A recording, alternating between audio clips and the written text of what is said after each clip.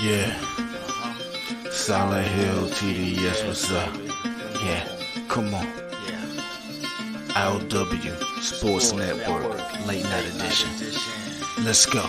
Come on. We about to raise the bar. Wild card mark. Everybody grab a seat, cause you know we about to spark. Late night sports talk. Modelo Le Cigar. Man, you don't wanna start. Wild card mark. We about to raise the bar. Wild card mark. Everybody grab a seat, cause you know we about to spark. Late night sports talk. Modelo Le Cigar. Man, you don't wanna start. Wild card mark. Hey. L Boogie with the hot flame, ashtray full of top names, little tree for your membrane. This the 9-hour time frame. I just snatched up a 6-pack, got my hands on a lid pack, whipping up a little batch of snacks. Yeah, man, I think I'm all set. Late night, can't sleep. Go ahead and just tap in. Better grab you a cold one, and we about to get some laps in. Wild card on the microphone, he'll hit you with a couple flurries. Y'all need to just strap in for some entertainment sports commentary. We about to raise the bar. Wild card mark. Everybody grab a seat, cause you know we about to spark. Late night sports talk. Modelo Le Cigar. Man, you don't wanna start. Wild card mark. We about to raise the bar. Wild card mark. Yo. What is going on? What is going on? How we doing today, people? I hope everything is well. Hope everything is fantastic. I hope everything is copacetic with y'all. Welcome to another episode of I.O.W. Sports Show, Late Night Owl Edition. This episode 431. Hey, we gonna talk some sports, baby. We gonna talk some sports, my late night owls. What it do? Hey, of course, please do us a favor. Like, share, subscribe to all those social media platforms you see at the bottom of your screen. My personal Twitter account right there where I'll be posting all the content that I'll be doing. Let's get to it. I mean, got a lot to talk about. Of course, hey, the AFC South, they open for business out there in the NFL. You need a player. They losing players. I mean, a lot of transactions, a lot of news in the NFL coming out the AFC South today. A lot. It affects a lot of things. So we'll definitely talk about that. In other NFL noteworthy things to talk about. But I'm going to start right here. Obviously, game 4 of the World Series was tonight. They had game 3 last night. They will be having a game 5 tomorrow. New York Yankees survived. Avoid the sweep. And if anybody paid attention to last night's episode, I definitely made it a point and very loud and clear that at some point in time, Aaron Judge was going to have to contribute something to this series. He was going to have to do something. Ladies and gentlemen, he got a hit. He got an RBI. Ladies and gentlemen, he scored a run. Oh my goodness, he might be busting out the slump. All right, let's relax. Let's relax. But let's be honest. It is very important that people realize that when you are the man and you struggling, even just small stat sheets like this, where you just got one hit, one run, you got to walk in 3 at-bats, you take it. You absolutely take it. But what you do love to see as Yankees fans, I mean, they are ecstatic right now because it was a team effort today.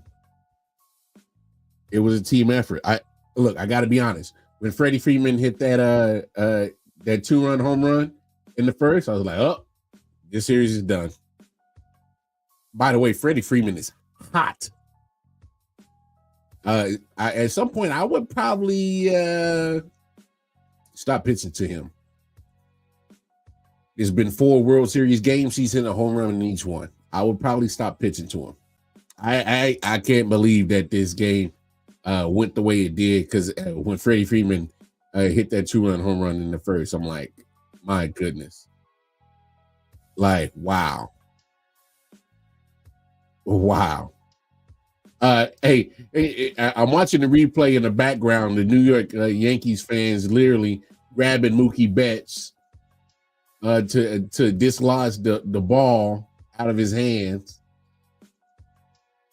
You talking about fan interference? That's fan interference on a whole new level.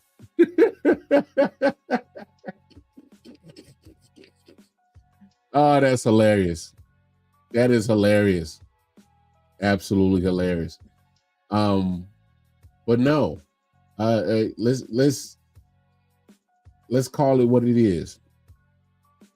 Yankees battled. Yankees showed up when it mattered. After that 2-run home run, Dodgers that did add a couple more runs, but the pitching started to settle down. And that was key. That was absolutely key for the Yankees to win this game.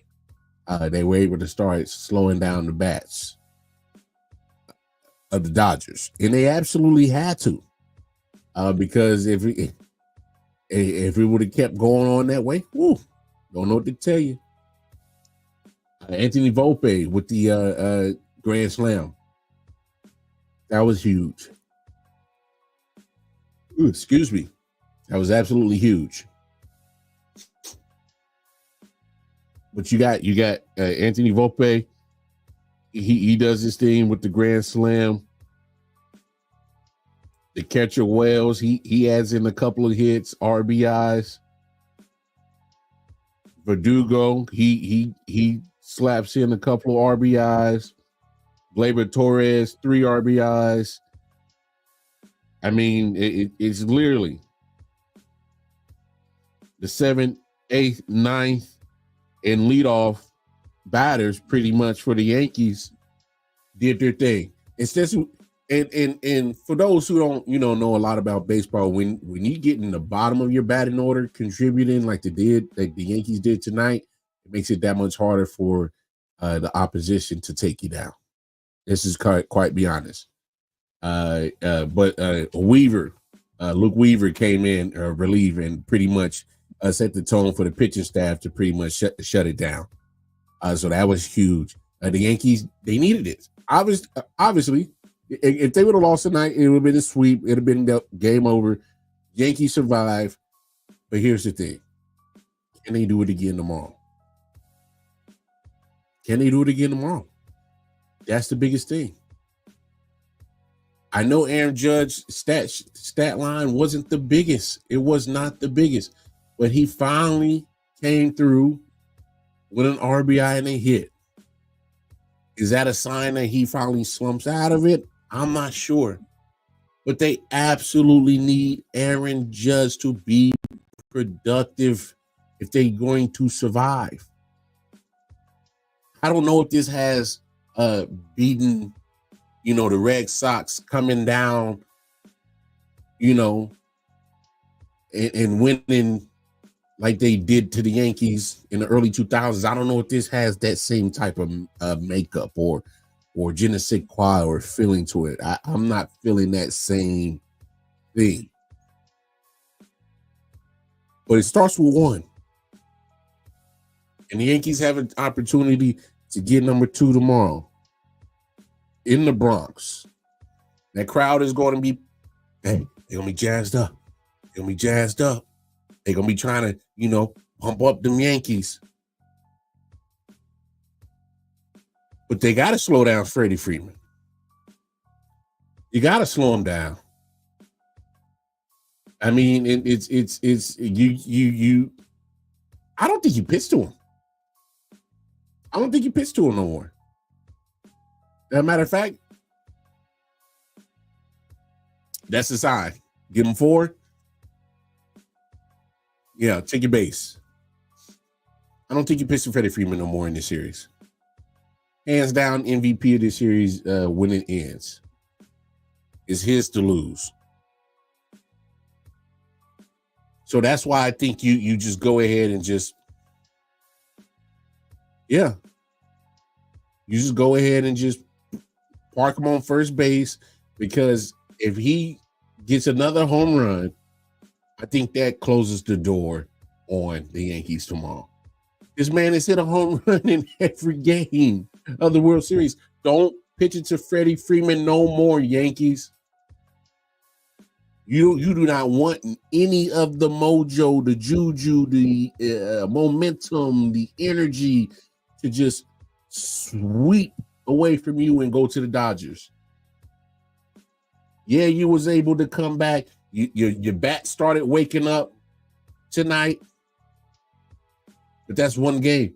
The other 3, you kind of been there, kind of high. Yeah, you did a fantastic job of getting the grand slam from Volpe. Gleyber Torres, 3-1 home run. Wells dropped in some RBI. Bravo. But you guys dug yourself a hole. It's going to be real hard to get out of it. I don't know. I got a gut feeling that if you don't pitch to Freddie Freeman and get away from him, because to be honest, look, say what you want. I like Ohtani, but he's not really been a Yankee killer in this series yet. Mookie Betts has been relatively okay, good. He's been good, a little bit more than relatively okay. But Show Ohtani, the other megastar in this matchup, and see, this was the thing that I was looking forward to coming into the World Series. Obviously, those who love baseball know the historical significance of Dodgers, Yankees in this World Series. 2 prolific franchises in baseball. We understand that. But you were literally getting the 2 biggest names in all of baseball, Aaron Judge and Shohei Ohtani. And for the most part, Aaron Judge has been non-existent in the postseason, as I laid out those numbers to you all last night. Again, I got the numbers right in front of me again in wild card series. So all the games that he's played in the wild card series round, he's actually batting .300. In any games he's ever played in the division round, he's batting .192. 41 Ks. In championship series, any games he's ever played in that round, he's batting .193. 33 Ks. So you see the trend. The further you get away from the wild card, or the deeper you go into the playoffs, he's batting worse. He's getting worse. Like literally up till tonight, he was 1 for 12, a walk, and 7 Ks. I mean, he just finally got more than 1 hit. Got another hit. I mean,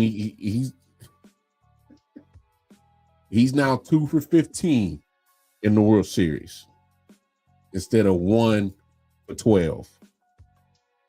All right, numbers still aren't great. Numbers still aren't staggering. But let's be honest about Shohei Ohtani.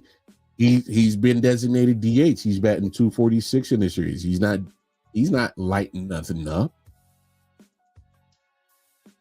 So if you ask me, Major League Baseball, you're not getting what other sports fans, what other baseball fans thought that we were getting for this World Series. We thought we was getting a clash of the Titans, Godzilla versus King Kong. Heavyweight matchup. So far, it's been Freddie Freeman owning the pitching staff of the Yankees, and one game that's just game forward, the Yankees showing some grit. That's pretty much been how things been going so far in this postseason, or dare I say this World Series, to be more exact. That's how things have been going. Yankees survive, but man, the way Freddie Freeman is so high right now, he might mess around and shut the door on them boys tomorrow. Shut it on them. Say, yeah, we're going to go back to LA, but we're going to go back with this trophy and we're going to have a parade and we're going to party it up. It's the best bet because here's the good thing. After Game 5, which is in the Bronx, because they're going 2-3-2, next two games are in LA. Home field advantage for the Dodgers. And, I'm pretty sure most of them would absolutely love to win the World Series in their home. Not saying that they're just going to cave in and just let the Yankees win tomorrow night in Game 5. No. Because you want to win the World Series and get it over with whenever it's done. As soon as you possibly can. But what I'm saying is that at the same time, I wouldn't be surprised if they, be more inclined to win in front of their own fans. Just saying. Party it up a little bit more. But so far, I did not expect this of this World Series. I thought it'd be more competitive. I thought that, both Ohtani and Judge would be just hitting baseballs all throughout the World Series, clearing the damn stadium. I'm exaggerating, but I thought I was going to get some damn good, back and forth heavyweight fountain type, give and take situations. And so far, we got 3 ass kickings and 1 survival. So we'll see what happens for the rest of the series. Let me know. Y'all jump in the comments. Do y'all get this gut feeling that the Yankees are going to be able to, come back out of this deficit? I don't know. Yeah, I don't know. Let's move on to some other topics. Oh, before we talk, serious moment right here. Real serious moment. Javarius Ward, former cornerback for the Kansas City Chiefs, currently plays for the San Francisco 49ers. Had to report some of the most heartfelt and definitely most devastating news that any parent would love to avoid reporting. He reported that his 1-year-old daughter had passed away. And hopefully Javarius, this message can get it can reach you.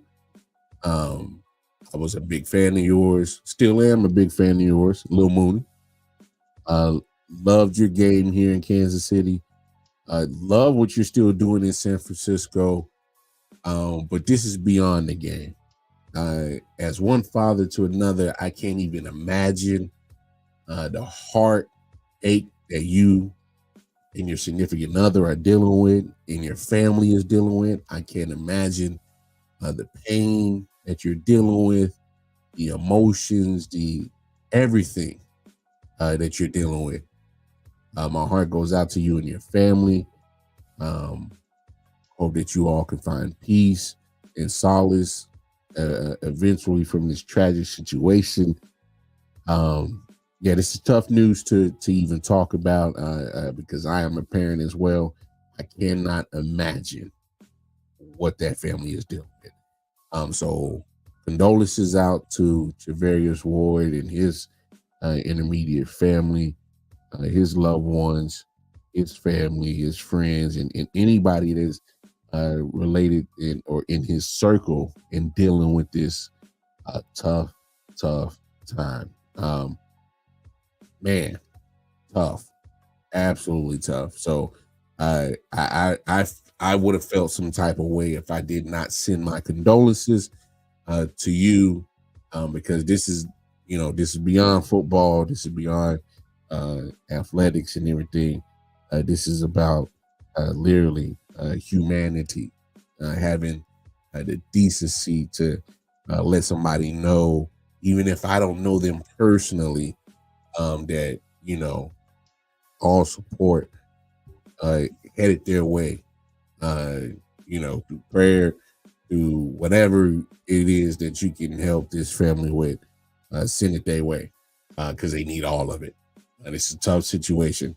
Again, I can't even imagine dealing with what they had to deal with. So, shout out, salute to the Ward family, family and friends, and through this tough situation. So, let's do talk football. As we try to pivot from that unfortunate news. Some other some news in H-Town, Houston, Texas, to be exact. I've been looking at the Texans. I know they're winning. All right. They've been doing some things to kind of, I'm not going to say skate by, but they haven't looked as, should I say, explosive, moving the ball a little bit more freely last year. Here's the thing about the Texans. The Texans have so much talent that they have been able to, not necessarily, be caught off guard with the I guess, the lack of play from CJ Stroud. Because if you compare him from what he was doing last year to this year, I think you would say that it might be a slight drop off. But let's also look at it this way. Last year was his rookie year. Yes, there was film on him, previous games. There were 17 games to get your footage from. But now this year, DCs are literally, they looked at all those 17 games from last year. They looked at everything probably in his high school film. And then it was like, we got to start formulating plans to slow this CJ Stroud down. Otherwise, we about to have the next up and coming. Y'all know what that means. The next up and coming quarterback, next up and coming this or that that's supposed to, take over a scene. Absolutely just take over a scene. And CJ Stroud, I still think he's one of the better quarterbacks in this league. Does he still need some fine tuning? Of course he does. He absolutely does. It's his second year. He's not supposed to have everything down pat. Matter of fact, I prefer that it's not a sophomore slump, in my opinion. It's more like a sophomore's crash course into what happens when people start to catch on to your trend. How do you handle it? How do you switch up your thought process? Or CJ Stroud being the quarterback going up to the OC and say, hey, you're doing this, you're doing that. I think this be a great time if we do this or do that. Probably be a little bit more vocal and more attentive in how to operate the team. So I just look at what CJ Stroud has been dealing with, and yes, there's more film on him, and DCs are, they're trying to find more ways to crack the code of CJ Stroud, and some have failed, some have slowed him down, and some, like today, where they get the news, unfortunate news, that they have now lost Stephon Diggs for the rest of the season with an ACL tear. And that is just absolutely devastating for the Texans. Because here's the thing. I thought that they were, what's the best word I'm looking for? I guess, flaccid. They were flat. All right. The Texans, you know, especially with the loss of Nico Collins, there was nobody else to really take over the top. I mean, Diggs really isn't a deep threat guy. He can go deep, but his body shape, he's more of a slot receiver, in my opinion, body wise. They still got Tank Dell. Tank Dell and CJ Stroud have great chemistry. The only problem was Tank Dell was coming off an ACL injury. So you're not truly yourself the following year coming back. Is more the year after where you are a lot better because you're at that point 100% healed. You've been through some things and you're mentally you're not mentally weak, I should say. You kind of take out the things as psychologically messing with you on your injury, and the year and a half or 2 years later really aren't there as if it was, say 7 or 8 months prior to the injury. So Tank Dell is still kind of knocking off some rust. You bring in Stephon Diggs to help you, and don't get me wrong, Joe Mixon, I'm pretty sure they were happy they got him back running the rock, doing what he does. But when it comes to,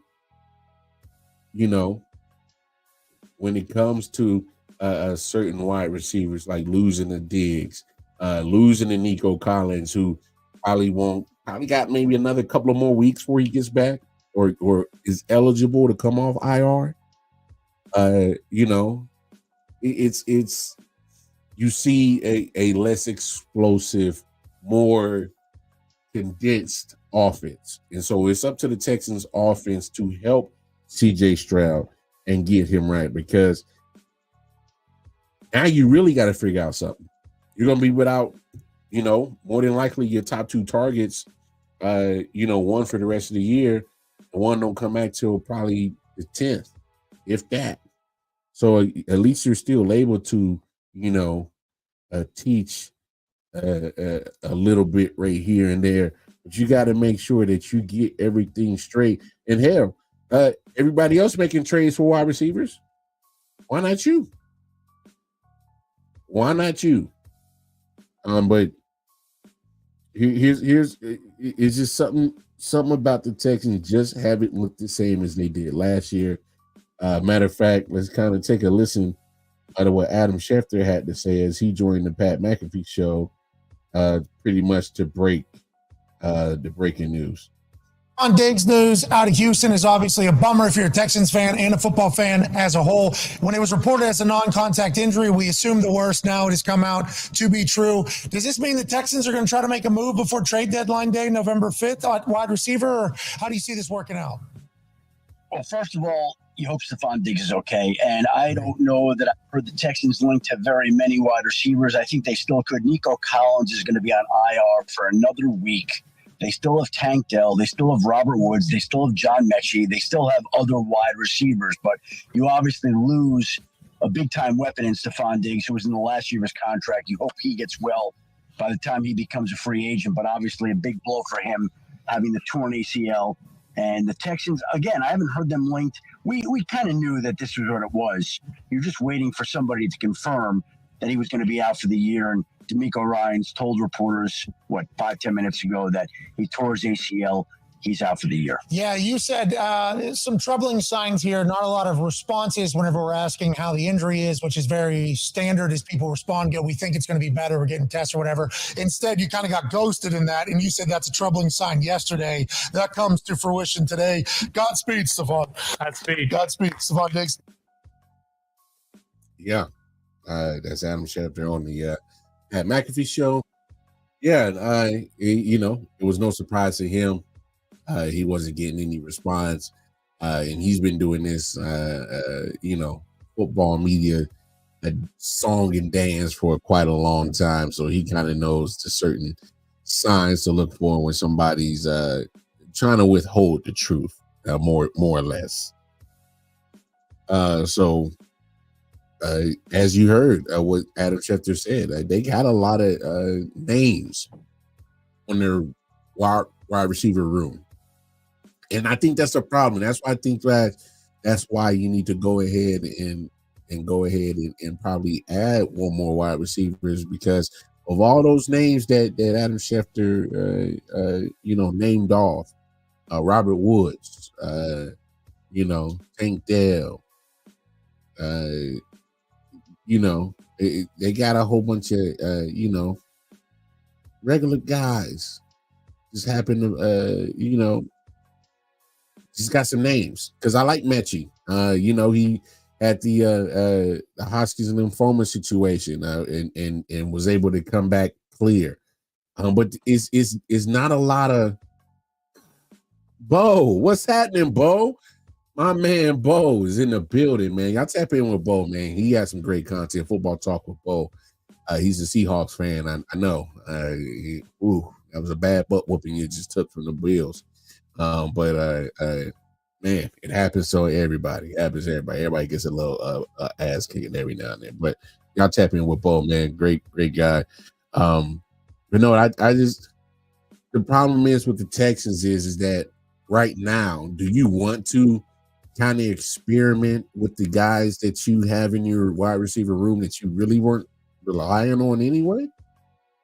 Is always nice to develop them and whatnot, but me personally, I would take some of those names and use them as trade bait to get you one of these wide receivers who are on in a situation like Deontay Johnson or D-Hop or Amari Cooper or something of that magnitude, or find another Stephon Diggs. I mean, they made the trade for Stephon Diggs in the offseason.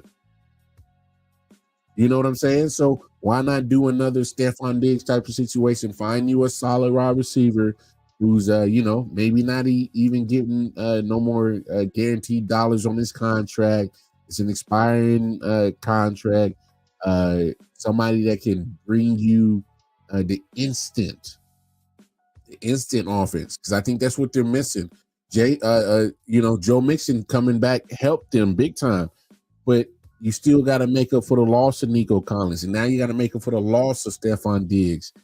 I don't know if they got that in the building. That's a different level of competition that you just got to go up to another level to match.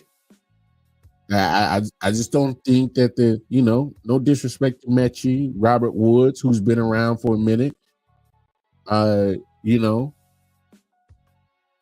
What am I supposed to expect from them to help keep this team afloat? I mean, the Texans they're not far off from being one of the better teams in the league. Not just standing wise, but I'm just talking about functioning wise. I mean, they got talent everywhere on both sides of the football. I know a lot of people, especially me, were coming and talking about and raving about the Texans, coming into the season, of all the transactions they made. For the most part, the defensive side has been solid. Running back with Joe Mixon, I'm pretty sure they missed that. But they gotta get it going, And yeah, I agree with you on that one, Bo. When they traded for Diggs, it was pretty much the 1-year deal. Prove that you can shut the hell up, because let's be honest, I think that was part of it too. He was doing a lot of noise, chirping and talking when it came to, the Buffalo situation. But I think the Texans was like, well, it's a 1-year deal. Prove it. And I think this hurts Stephon Diggs to a certain extent, because he's like, damn. I was hoping I'd have a great year, cash in, get a nice little extension, get my last check of guaranteed money, because yes, Stephon Diggs is he's in that 30 category. Y'all know what happens when cats start hitting 30. NFL loses more interest when you. NFL puts a certain Kelly Blue Book value on you, like a used car. You only worth this much, bam. So sometimes you gotta show out on pop, You just got to show up and let people know. Sometimes you just got to. Texas is going to have a hard time getting past this one. This is going to be a rough one. But we'll see what happens. We'll see what happens. AFC South, interesting conference. Or division, I should say. Not only do some other news in the day, the Texans lose the wide receiver Stephon Diggs, but then all of a sudden put in Flacco. Joe Flacco is back at the starting job of the Indianapolis Colts. And for those who watched the show last night, I think I might have jinxed your boy. Because fact of the matter is you just weren't playing well, Anthony Richardson. And I've been an Anthony Richardson apologist since he came into the league. I mean, his upside's crazy. His athletic gifts are crazy. He can throw the football 80 yards. Crazy. Man. And this is not just based off of what happened Sunday. I think what happened Sunday with Anthony Richardson, honestly, I think it was probably like the icing on the cake for management to say, hey, man, we didn't exhausted all our options. Like, for real. It's on you, Sherm. It's on you. I mean, it's just this situation right here has got to be the most craziest things ever in NFL. I mean, you can't make this up. This is almost like some Madden shit where your franchise, your file is corrupted or something, and just things just ain't making sense. I mean, my goodness. And there's no way that people can be happy about this situation. I know if I was Anthony Richardson, I couldn't be happy about it because, was drafted, high pick, and to be the fulfillment of that quarterback position. I don't know if he's done enough to say that, hey, he's going to be our future. And then when you add on the situation that happened, him tapping out, to me, that's like icing on the cake, cherry on top, whatever you want, whatever the saying says, is that that might have been the last straw that broke the camel's back. Because I don't think this move to go from Anthony Richardson to Joe Flacco or any chick in general, you know what I'm saying? I don't think that is one of those situations where you absolutely have so much expectations, but then the man gets hurt. And then the man misses a significant amount of time last year. Then the man misses some games this year. Then you look at his playing numbers. I mean, let's just look at the completion percentage, all right? At the end of the day, he gets charged with the completion percentage, drops or not. I'm pretty sure there's some drops in there. But 47.4%. It's under 50%, and 50% ain't good in the NFL of completion passes. So you 47.4%. Oh, 50%. 50%. Up 75%. Oh. You sure that's Cam Robinson? It is. And then 41.7 and 31.3 had to be in that 31.3% had to be in like maybe a couple of drives, just didn't finish the game. But regardless of the situation, those are the completion percentages where you got one, and that's a respectable one. That's against Pittsburgh, where you got 75% completion percentage. Everything else is 50% or below. Oh, you got four touchdowns, only 4. Come on, those numbers don't lie. That is bad basketball. I'm sorry. I'm watching basketball in the background. That's bad football. That's bad football. That's bad quarterbacking. Anthony Richardson just did not lose his job because he tapped out from being tired. No, that was a culmination of things of just him not getting the job done. That's just a culmination of the coach just absolutely having enough. And why aren't you playing good? Puff, blow your ass down type shit. Like, it's crazy. So it's, I don't know what the Nuggets gonna do. I wouldn't try to run it back with her. Hurt all your glass feelings. I don't care. And this is from a guy that actually was high on Anthony Richardson coming out the draft a couple of years ago. Because his physical attributes is off the charts. All right, that's not the issue. It's right here. It's between left and right ears. Can he focus on the right leg? Focus on the right read.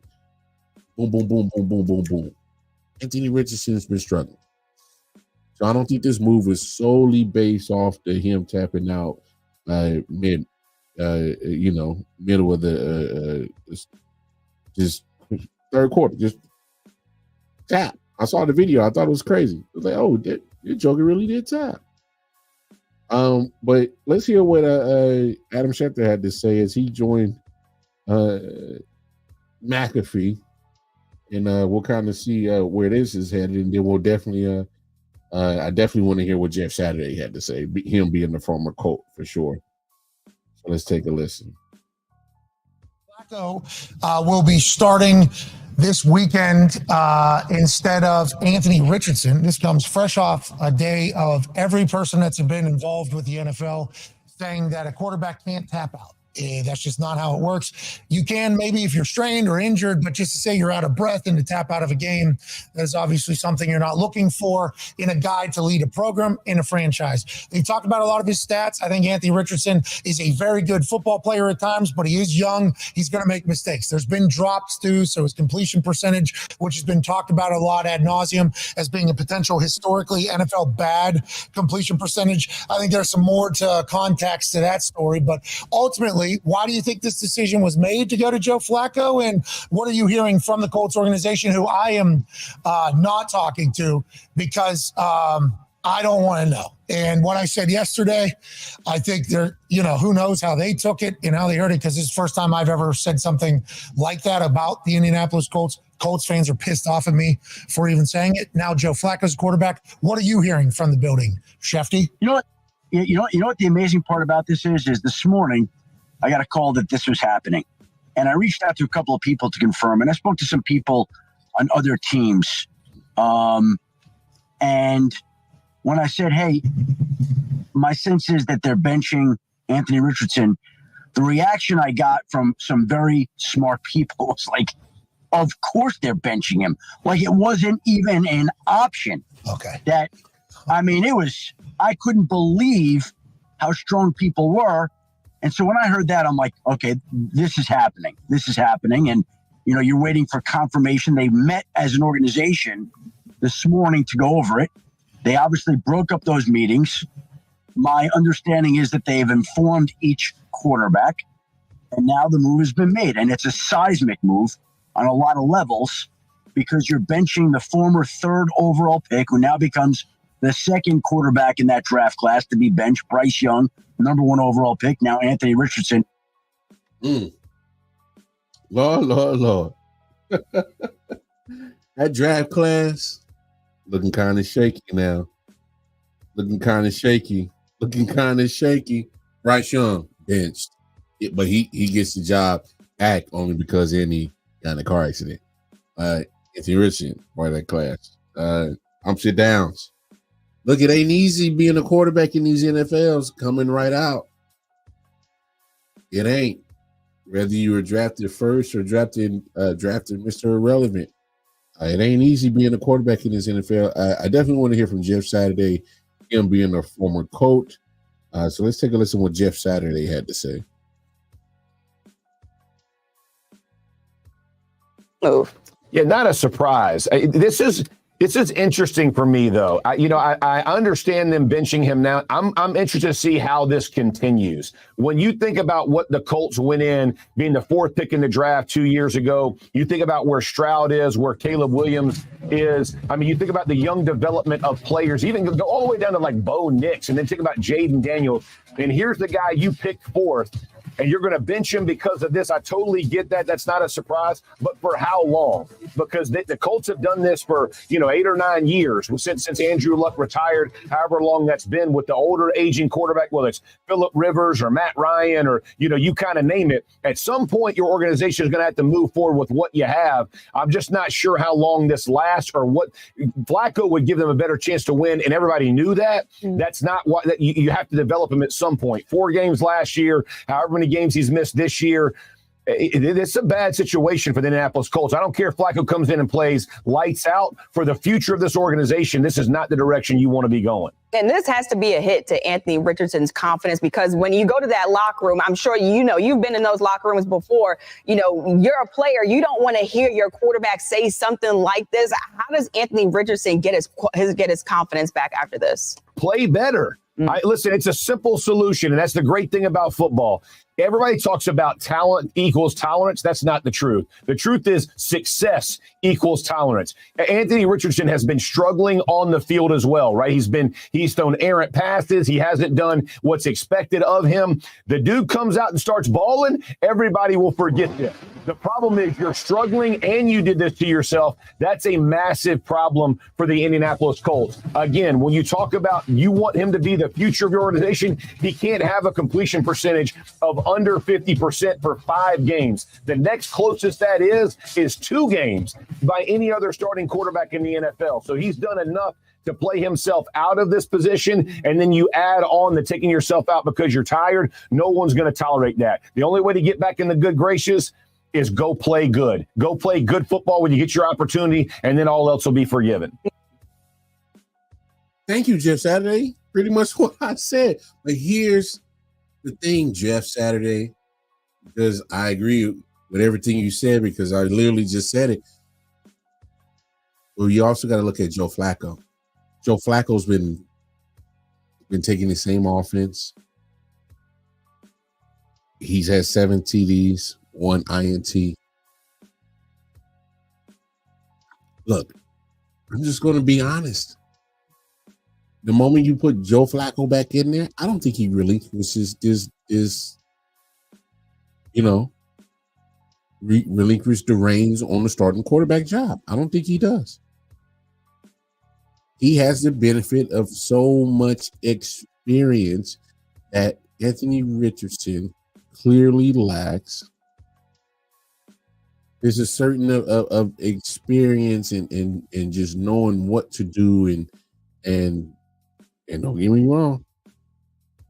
Pretty sure Anthony Richardson is trying to soak up as much knowledge as he can. You need to, take in all the knowledge that you can from Joe Flacco. He's been there. He's done that in the NFL. He's almost 40. He's 39 years old, and he doesn't look like a certain quarterback agent in New York. Yeah, that was a shot at Aaron Rodgers. Yes, it was. I won't even fake the funk. That was a shot.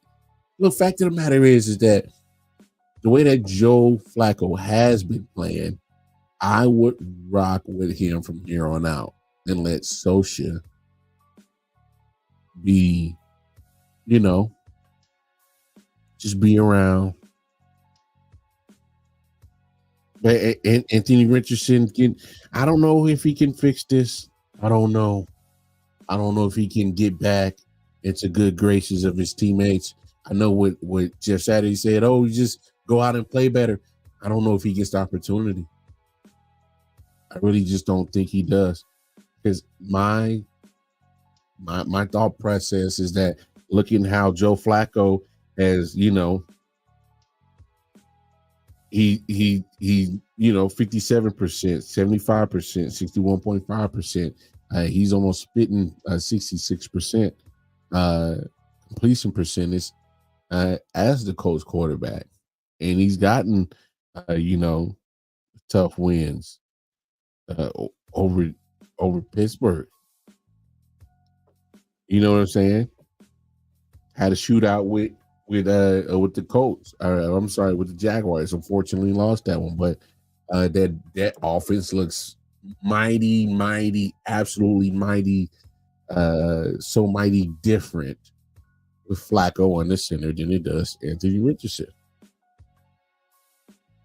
You know, I know a lot of people say, well, he was hurt a lot last year. He should be having his defense down. No, when a pro player is hurt, it's because they are dealing with some surgery type situation. When they hurt for real, no, someday. But I don't know, man. I agree with Jeff Saturday 100%. This is he just wasn't playing well, and then the tapping out was just icing on the cake, cherry on top. Hey, man, this young fella got to sit down.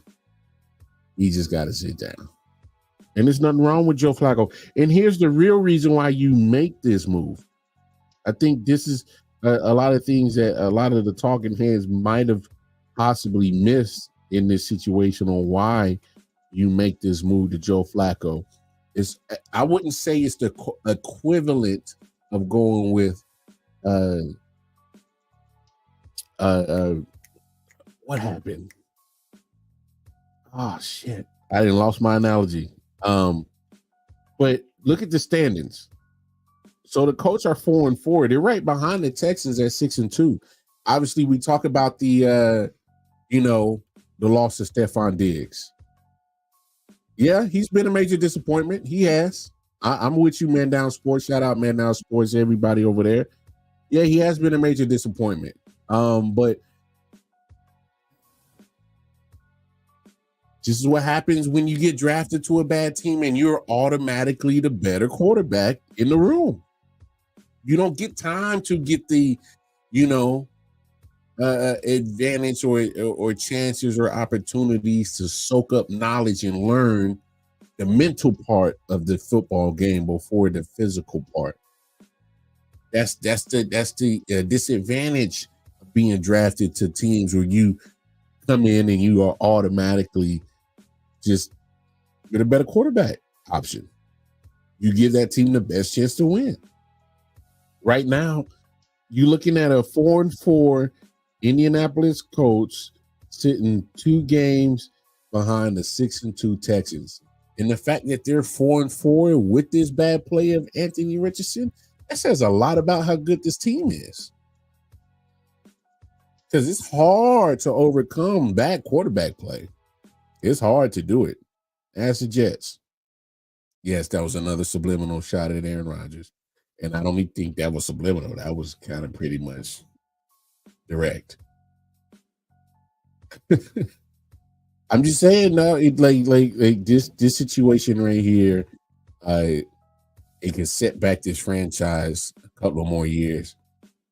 Or I think you go back to AR-15 next year. I think you go back to him next year. But let Flacco carry it out this year because you're right there. And look at what they're at in the conference. Look at what they're at in the conference. They're a half game out of being a wild card team. You must go with the experience of Joe Flacco. You must go with the he has a Super Bowl in his pocket, y'all. Don't get me wrong. Is Joe Flacco the all-world beater? He's never been that guy. He's always been a solid quarterback.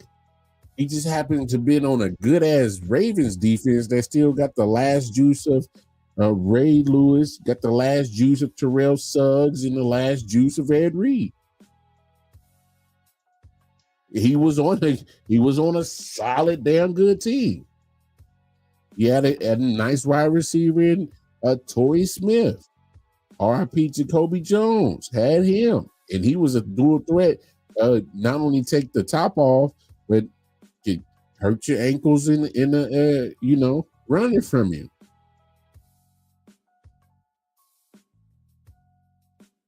Hey, if you want to be one of those teams and get a shot at the Super Bowl, sometimes you gotta make those tough decisions.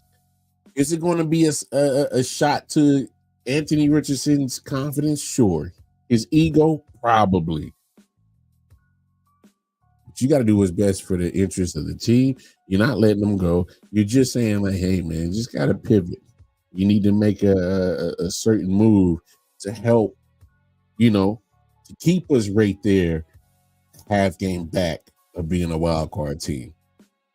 2 games back from being a division leader.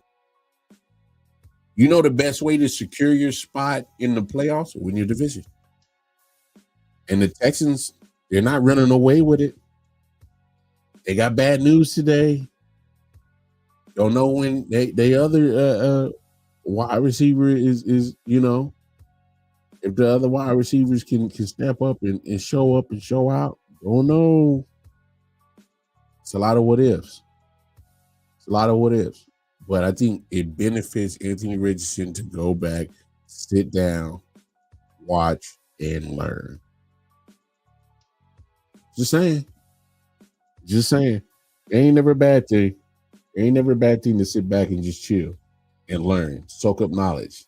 Hey, they always say knowledge is power, right? But there's nothing wrong with him sitting down and just, all right, Joe, teach me a little. I'm your, let me get this knowledge from you. Just saying. Okay, before we get off here, I just got to make a quick confession, y'all. I have been saying that the Baltimore Ravens were the, ultimate threat to the Chiefs. I kind of got to take that back. How do you, still trying to figure out how do you lose to the Cleveland Browns, who are literally falling apart. I don't know how that happens. I know they say any given Sunday, but damn it wasn't supposed to be yesterday. It was not supposed to be yesterday at all. It don't even matter.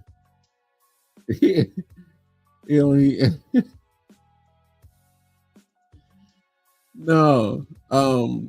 Yeah, that's a huge blemish to the Ravens. But you know what?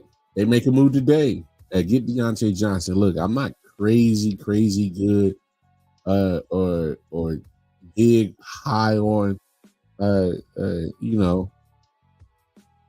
but I do love the fact that they did go out and get Deontay Johnson. Now look, I'm not here to confirm or dispute any way that Deontay behaves. They're not saying that he's getting into trouble. They just say that he's got a diva attitude. I don't know how true it is. I can see it because I know how cats be. But that's not neither here or me to determine that. I just think it's, at some point it's like, yo, you either cave into him and get the money that you'll, hopefully you get your return on investment because he's 28 years old.